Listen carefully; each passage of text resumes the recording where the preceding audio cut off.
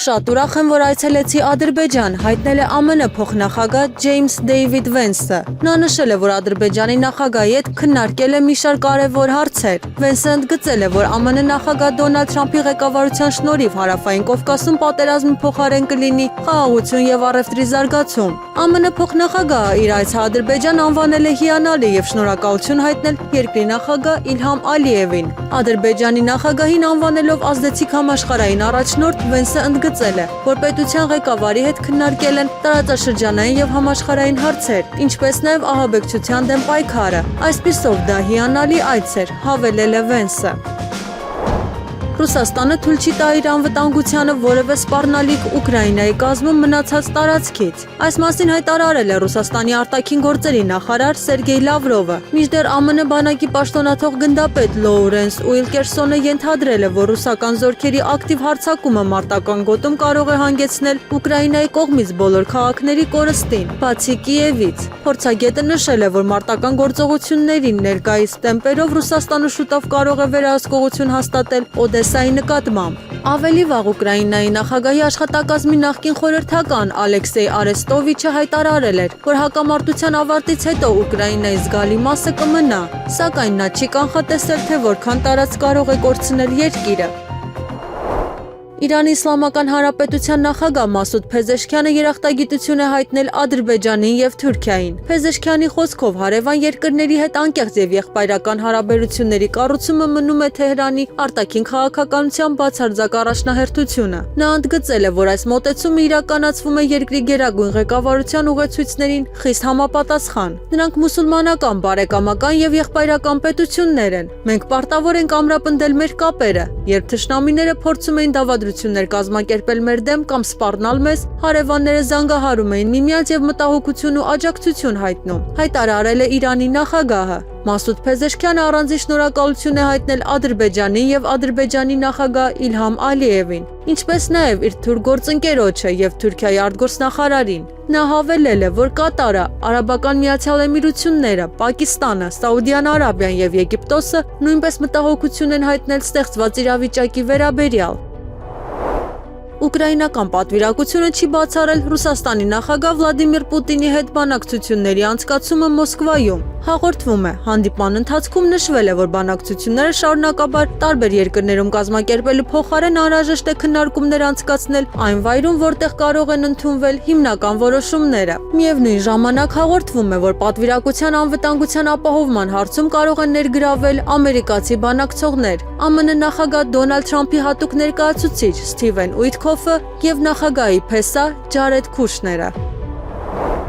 Ֆինլանդիան ռիսկի է դիմում կրկնելու Ուկրաինայի ճակատագիրը։ Նման կարծիք է հայտնել Ազատության դաշին կուսակցությունից ֆին քաղաքական գործիչ Արմանդո Մեման։ Նրա խոսքով Ֆինլանդիայի կառավարությունը քանդել է հարաբերությունները Ռուսաստանի հետ, ինչը վնասել է Ֆինլանդիայի տնտեսությանը, իսկ երկրի գործազրկության մակարդակը դարձել է ամենաբարձրը Եվրոպայում։ Սա նուրբ պահ է եւ կա մեծ ռիսկ, որ Ֆինլանդիան կդառնա Ուկրաինա։ Ռազմականացումը ուժեղանում է, հայտնել է Մեման։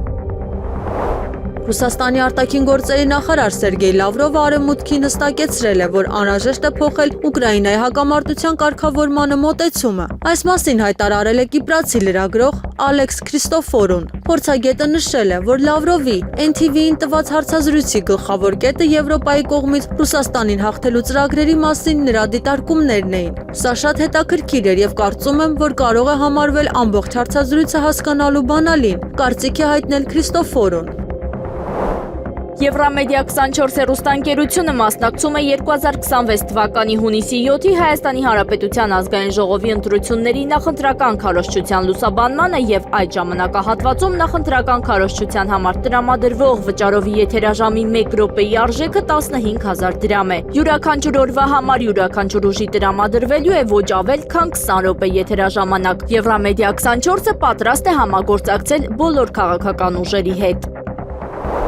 Մասիսի քաղաքապետ Դավիթ Համբարձումյանի եղբոր Գոռ Համբարձումյանի նկատմամբ որպես խափանման միջոց ընտրվել է կալանքը 1 ամիս ժամկետով։ Այս մասին հայտնել են քննչական կոմիտեից։ Նա ձերբակալվել էր 3 փետրվարի 11-ին։ Քննչական կոմիտեից հայտնել էին, որ քրեական վարույթի նախաքննության ընթացքում ԳՀ-ի նկատմամբ հարուցվել է հանրային քրեական հետապնդում, քրեական օրենսգրքի 204-րդ հոդվածի առաջին մասով, այն է անձնական կամ ընտանեկան կյանքի գաղտնիությունը խախտելը, 457-րդ հոդվածի 2-րդ մասով, այն է փաստաթղթեր, դրոշներ, կնիքներ, ձևաթղթեր կեղծելը կամ կեղծ փաստաթղթեր, դրոշներ, կնիքներ, ձևաթղթեր իրացնելը, պատրաստելը կամ օգտագործելը։ 255-րդ հոդվածի 3-րդ մասի 3-րդ կետով, այն է առանձնապես խոշոր չափերով խարդախությունը եւ 296-րդ հոդվածի 3-րդ մասի 3-րդ կետով, այն է առանձնապես խոշոր չափերով փողերի լվացումը։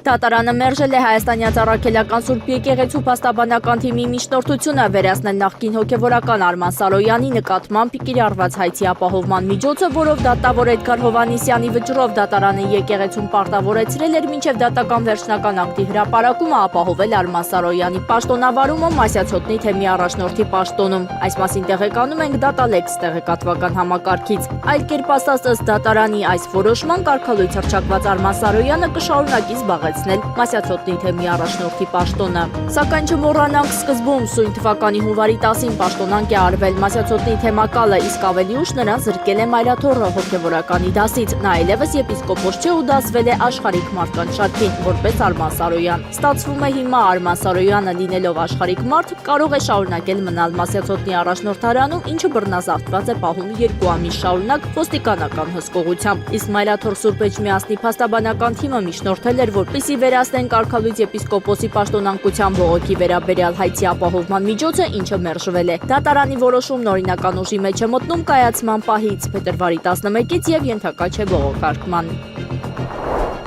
ԵԿՄ նախագահ Սասուն Միքայելյանը հայտնել է, որ ընդգրկվել է քաղաքացիական պայմանագիր կուսակցության 2026 թվականի հունիսի 7-ին կայանալիք հերթական ազգային ժողովի ընտրության համամասնական ցուցակում։ Ցանկանում եմ շարունակել падգամավորական գործունեությունս, ասել է Միքայելյանը։ Քաղաքացիական պայմանագիր կուսակցության ցուցակով որպես падգամավորի տեխնացու է առաջադրվել նաև նոր Քմարաժ բժշկական կենտրոնի տնօրեն Սրտաբան Միքայել Ադամյանը։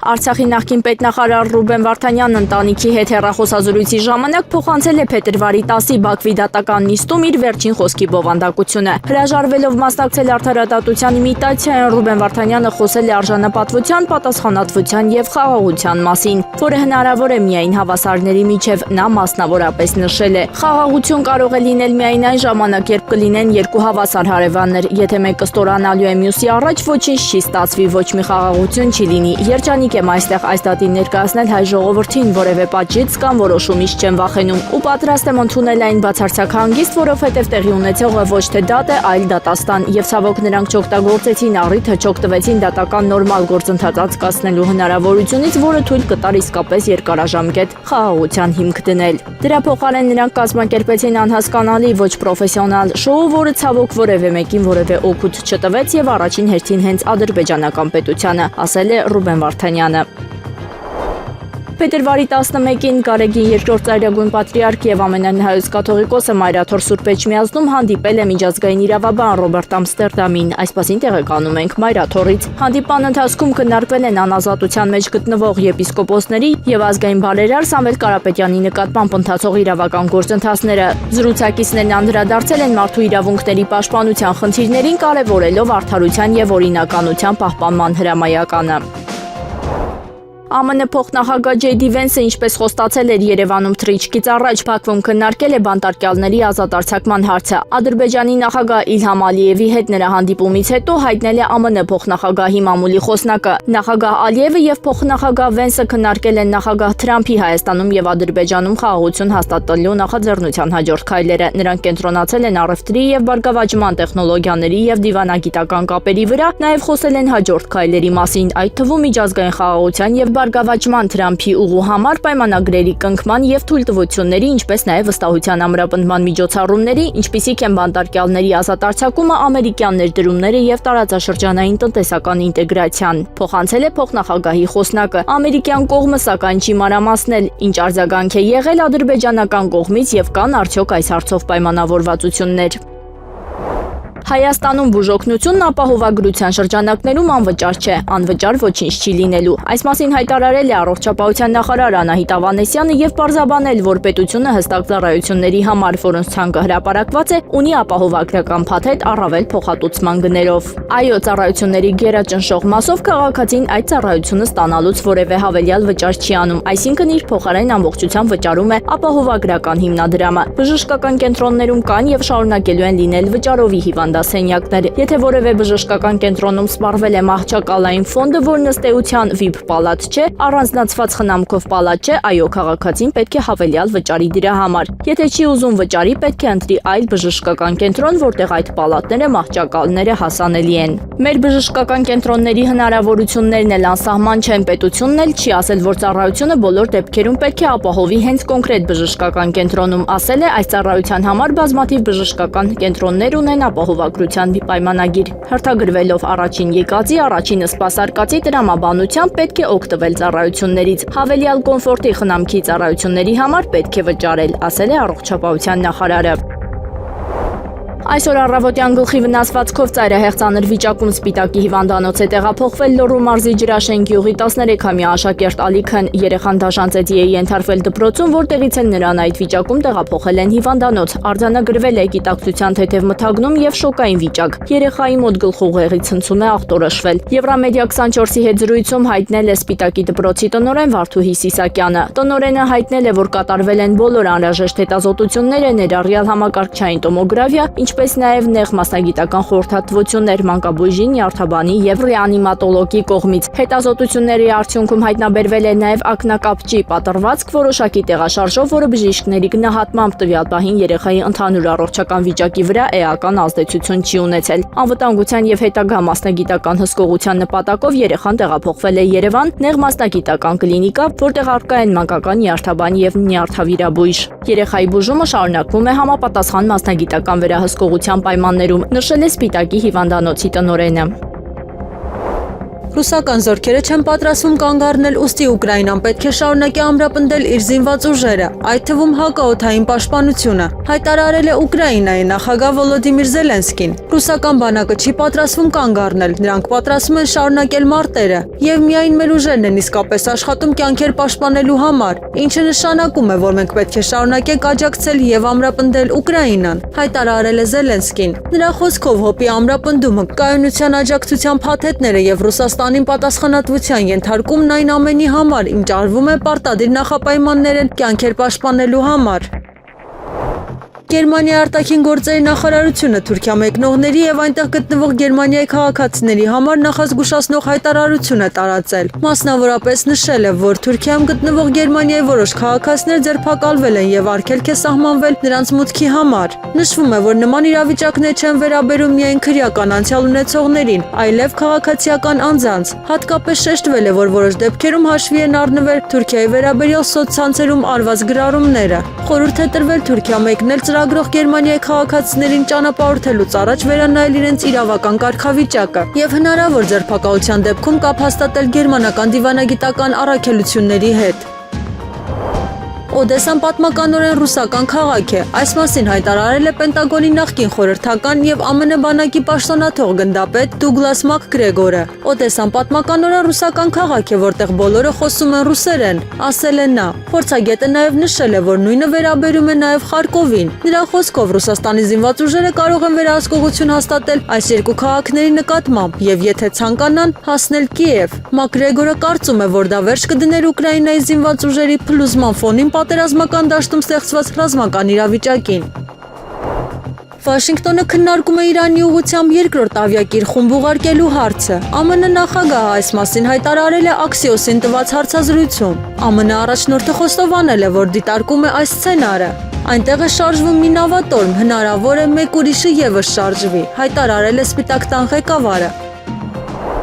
Իսրայելի վարչապետ Բենյամին Նեթանյահուն նախատեսում է առաջիկա հանդիպմանը ԱՄՆ նախագահ Դոնալդ Թրամփից պահանջել, որպեսզի Վաշինգտոնը պահանջի Թեհրանից դադարեցնել հրթիռային ծրագրերի զարգացումը եւ Իրանի գործընկերների աջակցությունը Մերձավոր Արևելքում։ Այս մասին հայտնում է Washington Post-ը, հղում անելով աղբյուրներին։ Նրանց տվյալներով Իսրայելը նույնպես կողմ է Ուրանի հարստացման դադարեցմանը եւ գոյություն ունեցող պաշարների Իսլամական Հանրապետության սահմաններից դուրս արտահանմանը։ Այս առաջարկները արդեն քննարկվել են ԱՄՆ առաջնորդի հատուկ ներկայացուցիչ Սթիվեն Ուիթքոֆի եւ գործարար Ջարեդ Քուշների հետ Իսրայել կատարած այցի ընթացքում։ ԱՄՆ-Իրան բանակցություններից առաջ Օմանում Նեթանյահուն ցանկանում էր դիրքորոշումը ներկայացնել անմիջապես Թրամփին։ ԱՄՆ պետքարտուղար Մարկո Ռուբիոն եւ մյուս վարչակազմի ներկայացուցիչները բազմիցս հայտարարել են, որ այս պահանջները ներառված են Վաշինգտոնի բանակցային դիրքորոշման մեջ։ Միաժամանակ Թրամփը միայն ասել է, որ իր նպատակը Իրանի համար միջուկային զենքի հասանելիության կանխարգելումն է։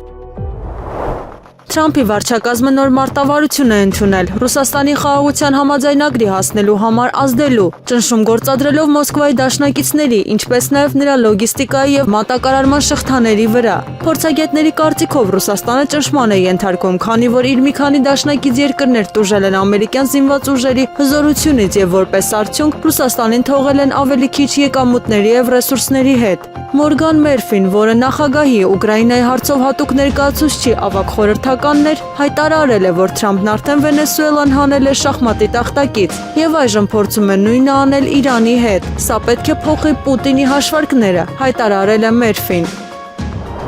Ուկրաինան սկսել է պլանավորել նախագահական ընտրությունների եւ Ռուսաստանի հետ խաղաղության պայմանավորվածությունների վերաբերյալ հանրաքվեի անցկացումը, որոնք երկուսն էլ պետք է կայանան մինչեւ մայիսի 15-ը։ Այս մասին հաղորդել է Financial Times թերթը, հղում անելով իր աղբյուրներին։ Թերթի տվյալներով այդ քայլը ձեռնարկվել է ամերիկյան վարչակազմի ճնշման ներքո, նպատակ ունենալով ավարտել ուկրաինական հակամարտությունը արդեն գարնանը։ Միևնույն ժամանակ հրատարակությունը նշել է, որ Վոլոդիմիր Զելենսկին կարող է հայտարարել հանրաքվեի եւ ընտրությունների անցկացման մասին փետրվարի 24-ին։ Նրա շրջապատը հայտնել է, որ պատրաստ է քվեարկությունն անցկացնել հնարավորինս սեղմ ժամկետներում, չնայած գործընթացի նյութատեխնիկական ապահովման հետ կապված դժվարություններին։ Բացի այդ, Financial Times-ի տեղեկություններով Ուկրաինայի խորհրդարանը մարտ եւ ապրիլ ամիսներին կմշակի օրենսդրական փոփոխություններ, որոնք թույլ կտան ընտրություններ անցկացնել ռազմական դրության պայմաններում։ Իրանի նախագահ Մասուդ Փեզեշքյանը հայտարարել է, որ Իրանը չի պատրաստվում զարգացնել միջուկային զենք եւ պատրաստ է ցանկացած տեսակի մոնիտորինգի այդ հարցով։ Մենք անկեղծ ենք աշխարհի եւ մեր ժողովրդի հետ, մենք չենք ձգտում միջուկային զենք ստեղծել։ Մենք բազմիցս հայտարարել ենք դրա մասին եւ պատրաստ ենք ցանկացած ստուգման, բայց այն բարձր անվստահության պատը, որը ԱՄՆ-ն եւ Եվրոպան կառուցել են իրենց ելույթներով, թույլ չի տալիս, որ այս բանակցությունները արդյունք տան։ Իրանը չի խոնարհվի իրենց չափազանց պահանջների առաջ։ Իրանը չի զիջի անարդարությանը եւ ագրեսիային։ Մենք երկխոսություն ենք վարում հարևան երկրների հետ, տարածաշրջանում խաղաղության եւ կայունության համար, ասել է նախագահը։ ԱՄՆ նախագահ Դոնալդ Թրամփի սկզբնական խաղաղության ծրագիրը զգալիորեն փոփոխվել է Ուկրաինայի եւ Եվրամիության ազդեցության ներքո։ Այս մասին հայտարարել է Ռուսաստանի արտաքին գործերի նախարար Սերգեյ Լավրովը։ Նա բացատրել է, որ վիճելի փաստաթուղթը ռուսական կողմին է փոխանցվել Ալյասկայում ԱՄՆ-Ռուսաստան բանակցություններից հետո։ Հետագա բոլոր տարբերակները Զելենսկու եւ առաջին հերթին նրա հովանավորների, Մեծ Բրիտանիայի, Գերմանիայի, Ֆրանսիայի եւ Բալթյան երկրների կողմից ամերիկյան նախաձեռնությունը խոշտանգելու փորձի արդյունքն են, ասել է նախարարը։ Փետրվարի 11-ին կայացել է Սամվել Կարապետյանի ուժեղ Հայաստան կուսակցության համագումարը, ընտրվել է նոր նախագահ եւ խորհուրդ։ Սամվել Կարապետյանը միաձայն ընտրվել է կուսակցության նախագահ։ Վաղը փետրվարի 12-ին Կարեն Դեմիրճյանի անվան մարզահամերգային համալիրում տեղի կունենա կուսակցության պաշտոնական շնորհանդեսը, որի ժամանակ կհայտարարվի կուսակցության վարչապետի թեկնածուի անունը։ Խոչընդոտել են ընտրական իրավունքի իրականացմանը, 6 անձ ձերբակալվել է։ Այս մասին հայտնել է քննչական կոմիտեն, անդրադառնալով Էջմիածնում տեղի ունեցած խուզարկություններին եւ ընդդիմադիրների ձերբակալություններին։ Քննվող քրեական վարույթի նախաքննության ընթացքում առերևույթ փաստական տվյալներ են ձեռք բերվել այն մասին, որ 2025 թվականի նոյեմբերի 16-ին վաղարշաբաթ խոշորացված համայնքում տեղական ինքնակառավարման մարմինների ընտրությունների ընթացքում հաղթանակ կուսակցությունների դաշինքի ավագանու ցուցակում ընդգրկված ՍԴ-ն, ՆՕ-ն եւ նույն դաշինքի աջակիցներ կազմակերպություններ ԱԱՆ եւ ՄՄ-ն նախնական համաձայնությամբ խմբի կազմում ընտրությանը մասնակցելու իրավունք ունեցող մի շարք անձանց ուղղորդել են քվեարկել դաշինքի օգտին, այդ կերպ խոչընդոտելով անձնական ընտրական իրավունքի ազատ իրականացմանը։ Նախաքննության ընթացքում 7 անձի նկատմամբ հարուցվել է հանրային քրեական հետապնդում քրեական օրենսգրքի 210-րդ հոդվածի 2-րդ մասի 6-րդ կետով։ Այն է մի խումբ անձանց կողմից նախնական համաձայնությամբ ընտրական կամ հանրաքվեին մասնակցելու իրավունքի իրականացումը, ընտրական հանձնաժողովների աշխատանքներին կամ ընտրությանը կամ հանրաքվեին մասնակցող անձանց իրավունքների կամ պարտականությունների իրականացումը խոչընդոտելը։ 6 անձ ձերբակալվել է կալանքը որպես խափանման միջոց կիրառելու նպատակով դատարան ներկայացնելու համար։ Վերջիններիս բնակության հասցեներում եւ կից օժանդակշինություններում կատարվել են խուզարկություններ, որոնց արդյունքում հայտնաբերվել են քրեական վարույթի համար նշանակություն ունեցող փաստաթղթեր։ Կարգալույծ արված երկու հոգևորականների Ստեփան Ասատրյանի նախկինում Տեր Արամի եւ Արամայիս Թախմազյանի նախկինում Տեր Թադեի մայրաթորի դեմ հայցադիմումները վերադարձվել են։ Դատալեքս տեղեկատվական համակարգից տեղեկանում ենք, որ հայցադիմումները հայցվորներին են վերադարձվել թերությունների պատճառով։ Արկա թերությունները վերացնելու համար երրորդյա ժամկետ է տրամադրվել։ Նման որոշում կայացրել են դատավորներ Սիմա Աբովյանը եւ Պարքև Մելքոնյանը։ Հիշեցնենք, որ Ստեփան Ասատրյանն ու Արամայիս Թախմազյանը պահանջում են ամենայն հայոց կաթողիկոս Գարեգին II-ի որոշում անվավեր ճանաչել եւ վերականգնել իրենց հովական պաշտոններում։ Turkish Airlines ավիաընկերությունը սույն թվականի մարտի 11-ից գործարկելու է չվերթներ դեպի Ստամբուլ, Թուրքիա, Ստամբուլ-Երևան-Ստամբուլ երթուղով թռիչքները կիրականացվեն ամեն օր, իսկ մայիսի 14-ից չվերթների հաճախականությունը կհասնի շաբաթական 10, հունիսի 15-ից շաբաթական 14 չվերթի։ Երբ ես 2022 թվականին այցելեցի Հայաստան որպես խոսնակ, մեր կոնգրեսի պատվիրակությունը կանգնած Ծիծեռնակապերտում հստակ ու առանց ներողություն խնդրելու խոսեց հայոց ցեղասպանության մասին, քանի որ ճշմարտությունը կարևոր է։ Այս մասին ասել է ԱՄՆ կոնգրեսի ներկայացուցիչների պալատի նախկին խոսնակ Նենսի Փելոսին։ Այդ ճշմարտությունը վերահաստատվեց, երբ ներկայացուցիչների պալատը 2019 թվականին մեծամասնությամբ ընդունեց երկուսակցական բանաձևը, ճանաչելով հայոց ցեղասպանությունը, եւ երբ նախագահ Բայդենը 2021 թվականին ցուցաբերեց բարոյական առաջնորդություն, պաշտոնապես ընդունելով այն մի դիրքորոշում, որը ամոթալիորեն հետ է շրջվել Թրամփի վարչակազմի կողմից։ Խորապես հիասթափեցնող է թեև ոչ զարմանալի տեսնել, որ փոխնախագահը ջնջում է այդ ճշմարտությունը ճանաչող գրառումը։ Պատմության ջնջումը անարգում է զոհերի հիշատակը եւ թուլացնում մեր հանձնառությունը մարդու իրավունքներին ամբողջ աշխարհում, նշել է Փելոսին։ Հիշեցնենք, որ Փելոսիի խոսքերը վերաբերում են ԱՄՆ փոխնախագահ Ջեյ Դի Վենսին, ով X-ում Ծիծեռնակապերտի հուշահամալիր այցելության մասին գրառումը ջնջել էր, ապա վերահրապարակել այն առանց հայոց ցեղասպանություն արտահայտության։ Հունգարիայի վարչապետ Վիկտոր Օրբանը հայտարարել է, որ Եվրամիության կողմից մշակվող ծրագիրը Ուկրաինային արագացված կարգով միացնել Եվրամիությանը բացահայտ պատերազմի հայտարարություն է Բուդապեշտի դեմ։ Նրանք որոշել են, որ Ուկրաինան կընդունվի Եվրոպական միություն արդեն 2027 թվականին։ Այս նոր ծրագիրը բացահայտ պատերազմ հայտարարություն է Հունգարիայի դեմ, հայտնել է կառավարության ղեկավարը։ Նրա խոսքով Եվրամիությունը եւ Ուկրաինան չեն հարգում հունգարացի ժողովրդի որոշումը եւ պատրաստ են ցանկացած միջոցով տապալել հունգարական կառավարությունը։ Կրեմլը նշել է Թուրքիայի արտգործնախարար Հական Ֆիդանի հայտարարությունը միջուկային զենք ձեռք բերելու հնարավոր անհրաժեշտության մասին։ Մոսկվան միջուկային ակումբի երկրներից պատասխանատու գործողություններ է ակնկալում միջուկային սպառազինությունների մրցավազքից խուսափելու համար, հայտարարել է Ռուսաստանի նախագահի մամուլի քարտուղար Դմիտրի Պեսկովը։ Նրա խոսքով չտարածման ռեժիմը համաշխարհային միջուկային անվտանգության անկյունակարն է։ Մենք նշել ենք այս հայտարարությունը, բայց կարծում ենք, որ միջուկային ակումբի բոլոր երկրները պատասխանատու կերպով կգործեն միջուկային սպառազինությունների մրցավազքը կանխելու համար, ասել է Կրեմլի խոսնակը։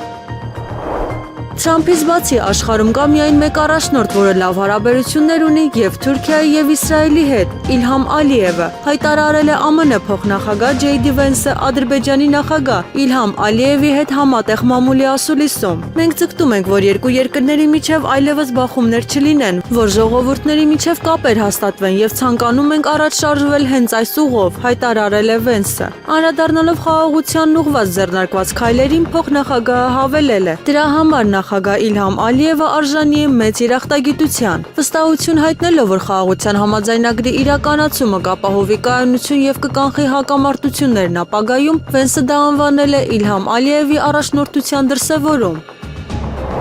Ռուսաստանը վստահ է, որ Վաշինգտոնը լսում է Մոսկվայի փաստարկները Ուկրաինայի հակամարտության վերաբերյալ։ Այս մասին հայտարարել է Ռուսաստանի արտաքին գործերի նախարար Սերգեյ Լավրովը։ Ես համոզված եմ, որ ամերիկացիները լսում են մեր փաստարկները։ Վերջերս հարցազրույցում ես ասել եմ, որ Ալյասկայում քննարկված սկզբնական ծրագիրը ներառում էր ռուսների, ռուսախոսների, ազգային փոքրամասնությունների եւ կրոնական իրավունքների վերականգնման պահանջ, ասել է նախարարը։ Դիվանագետը նշել է, որ նման մանրամասները քննարկելը միայն ռազմական գործողությունների դադարեցումից հետո չի համապատասխանում ռուսական կողմին, քանի որ անհնար է սակարկել այն մասին, ինչը քեզ չի պատկանում։ Լավրովը նաև հիշեցրել է, որ մարդու իրավունքների հարգանքը անկախ ռասայից, սեռից, լեզվից կամ կրոնից ՄԱԿ-ի կանոնադրության առաջին հոդվածն է։ ԱՄՆ փոխնախագահ Վենսը Բաքվում ունեցած ելույթի ժամանակ կատակել է Ադրբեջանի նախագահի կնոջ, Ադրբեջանի փոխնախագահ Մեհրիբան Ալիևայի պաշտոնի վերաբերյալ։ Որքան հասկանում եմ, Ադրբեջանի փոխնախագահը նաև նախագահի կինն է, բայց հուսով եմ, որ դա երկրորդ տիկնոջը որևէ գաղափար չի հուշի, կատակել է ԱՄՆ փոխնախագահը։ Նա հավելել է, որ իր համար մեծ պատիվ է գտնվել Բաքվում։ Թեհրանը ակնկալում է, որ Երևանն ու Բաքուն հաշվի կառնեն իր դիրքորոշումը որոշումներ կայացնելիս։ Նման հայտարարությամբ հանդես է եկել Իրանի արտաքին գործերի նախարարության խոսնակ Էսմայիլ Բաղային, պատասխանելով ԱՄՆ փոխնախագահի տարածաշրջան այցի վերաբերյալ հարցին։ Բաղային նշել է, որ Իրանի դիրքորոշումը ժամանակին փոխանցվում է Հայաստանին եւ Ադրբեջանին, անկախ նրանից, թե ով եւ երբ է այցելում այդ երկրներ։ Իրանցի դիվանագետի խոսքով Թեհրանը աջակցում է հարևան երկրների միջև տրանսպորտային կապերի զարգացմանը, սակայն անընդունելի է համարում տարածաշրջանի սահմաններին սպառնացող ցանկացած նախաձեռնություն։ Նման նախաձեռնությունները չեն նպաստում տարածաշրջանային անվտանգության ամրապնդմանը, նշել է Բաղային։ Երկու հարևան պետություններն էլ տեղյակ են Իրանի մոտեցումներին եւ մտահոգություններին այս հարցերի վերաբերյալ։ Մենք ակնկալում ենք, որ այս նկատառումները պատշաճ կերպով հաշվի կառնվեն ցանկացած որոշում կայացնելիս, հավելել է Իրանի ԱԳՆ խոսնակը։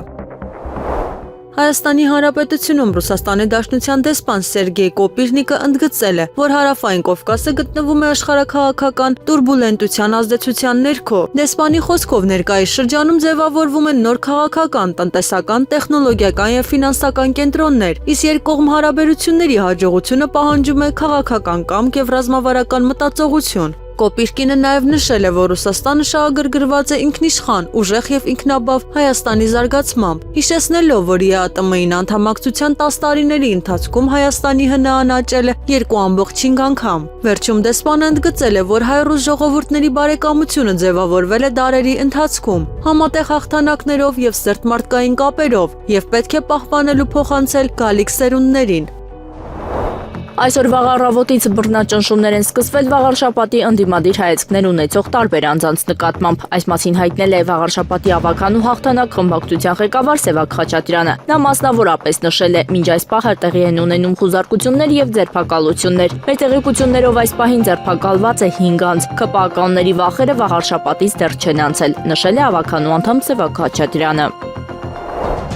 Եղանակը առաջիկա օրերին փետրվարի 12-ից 13-ը առանձին շրջաններում ժամանակ առ ժամանակ 14-ից 3-ը շրջանների զգալի մասում սպասվում են տեղումներ։ Նախալեռնային եւ հովտային շրջաններում ձնախառն անձրևի, լեռնային շրջաններում ձյան տեսքով։ Լեռնային առանձին շրջաններում սպասվում է բուք ցածր հորիզոնական տեսանելիություն։ Փետրվարի 15-ից 16-ը սպասվում է առանց տեղումների եղանակ։ Քամին հարավարևմտյան 2-ից 5 մետր/վայրկյան, փետրվարի 13-ից 16-ը առանձին շրջաններում սպասվում է նաև քամուշ գնացում 13-ից 16 մետր/վայրկյան արագությամբ։ Փետրվարի 12-ից 15-ը գիշերը եւ առավոտյան Շիրակի եւ Արարատյան դաշտի առանձին հատվածներում, Կոտայքի եւ Արագածոտնի նախալեռներում, այդ թվում Երևանում սպասվում է մառախուղ։ Փետրվարի 12-ից 13-ը գիշերը եւ առավոտյան հանրապետության ավտոճանապարհներին սպասվում է մերկասառույց։ Օդի ջերմաստիճանը փետրվարի 13-ից 16-ն աստիճանաբար կբարձրանա 4-ից 6 աստիճանով, Լոռիում, Տավուշում եւ Սյունիքում 8-ից 10 աստիճանով։